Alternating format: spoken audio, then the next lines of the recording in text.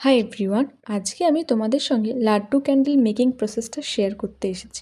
এর আগে তোমাদের আমি অরেঞ্জ কালারের লাড্ডু ক্যান্ডেল মেকিং প্রসেসটা দেখেছি। আজকে আমি ইয়েলো কালারের লাড্ডু ক্যান্ডেল মেকিং প্রসেসটা দেখাবো। তো এর জন্য আমাদের মাত্র কয়েকটি উপাদানই দরকার, যেমন মোল্ড, ওয়্যাক্স, কালার, উইক আর ফ্রেগরেন্স। আমি এখানে ফ্রেগরেন্স ইউজ করছি এবং সবই তোমরা স্ক্রিনে হয়তো দেখতে পাচ্ছ। তো প্রথমে ওয়্যাক্সটাকে গলিয়ে ওর সঙ্গে ইয়েলো কালারটাকে মিশিয়ে নিয়েছি। তারপরে দেখো এখানে আমি দু ধরনের ফ্রেগরেন্সটা নিচ্ছি ওয়্যাক্সটার মধ্যে, এবং ওটাকে 2 মিনিট ধরে খুব ভালোভাবে নাড়াচাড়া করতে হবে। তাহলেই কিন্তু ফ্রেগরেন্সটা ভালোভাবে ছড়াবে যখন তুমি এটা জ্বালাবে। তো এইভাবে আমি এই ফ্র্যাগরেন্সটা নিয়ে 2 মিনিট পর্যন্ত খুব ভালোভাবে নাড়িয়ে চাড়িয়ে নিয়েছি। এবং এখানে দেখো আমি আগে থেকেই কিন্তু উইকটা পরিয়ে নিচ্ছি, যাতে ভালোভাবে ক্যান্ডেলে সেট হয়ে যায়। তোমরা চাইলে পরেও পরাতে পারো টুথপিকের সাহায্যে।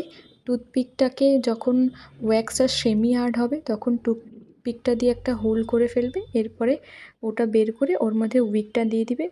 ওইটাতেও খুব ভালোভাবে উইকটা সেট হয়ে যায়। আমি এই প্রসেসটা আগের একটা অরেঞ্জ কালার ক্যান্ডেল মেকিং ভিডিওতে দেখিয়েছি, তোমরা চাইলে আমার সেই ভিডিওটাও দেখতে পারো।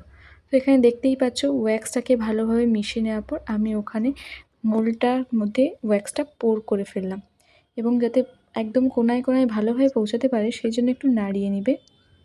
আর এই যে উইক হোল্ডার যেটা, বা ওই যে উইকের লাস্টে যেই অংশটা থাকে ওইটা কিন্তু খুব ইম্পর্টেন্ট। ওটা থাকলে কিন্তু তোমার ক্যান্ডেলের উইকটা একদম শেষ পর্যন্ত জ্বলবে এবং খুব ভালো একটা রেজাল্ট তুমি পাবে। তোমরা নিজেরাই ইউজ করে দেখবে, তাহলে ডিফারেন্সটা বুঝতে পারবে।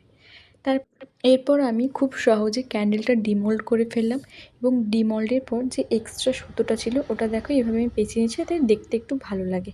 এটাই আর কি, আর কিছুই নয়। তো এটাই ছিল আমার yellow colour laddoo candle making process. তোমাদের কেমন লেগেছে রেজাল্টটা আমাকে কিন্তু জানিও, এবং তোমাদের যদি কোনো কিছু জানার থাকে কিংবা কোনো সাজেশন দেওয়ার থাকে তাও আমাকে জানিও। থ্যাংক ইউ সবাইকে।